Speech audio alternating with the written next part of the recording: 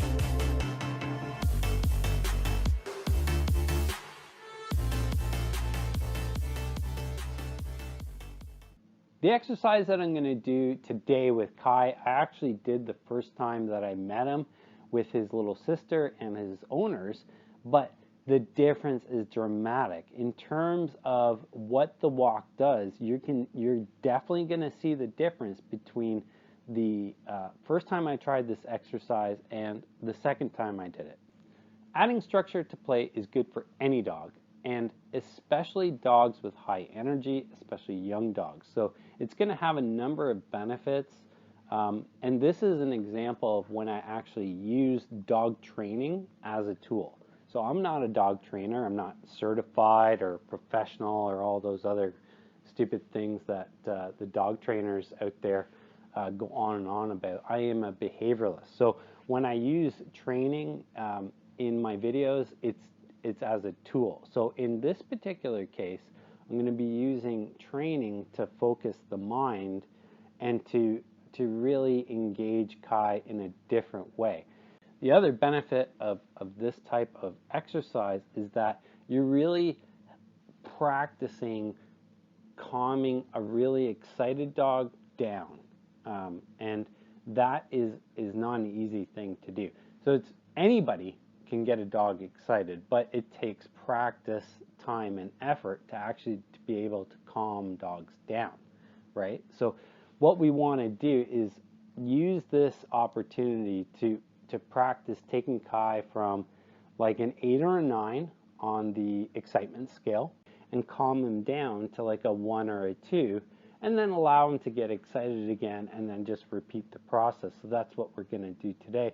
So even if your dog isn't experiencing any behavioral problems, this is a very good exercise for any dog, and you're going to see the difference between the first time I did this exercise with Kai and his little sister, who is like ridiculously cute. And you're going to see the difference between that first encounter and this second time that I did this exercise. And the biggest difference between the two is that I've added the walk. I established the foundation of trust and leadership between the first and second try, and the difference is remarkable. The basic premise of what I'm going to do today with Kai is I'm going to let him off leash, let him have some fun with Mosley and Mackenzie, let him run around, have a good time, whatever, and then I'm going to do a number of small exercises where I get him to come back. So I'm going to be practicing recall with them. That's a very handy tool. I'm going to be practicing sit and stay and lie down and all those really basic things. And the goal of these mini exercises is not to teach Kai how to sit and stay and come. Those are just like fun byproducts. What we're really looking for is to get Kai to calm down from an excited state of mind to a calm state of mind. Back to excited, back to calm. And we want to repeat that process because what we're looking for here is transferable skills, a transferable way of being with your dog to help him calm down when he's really excited. The reality is there's a lot of things that get Kai excited. However, you need to be able to calm him down.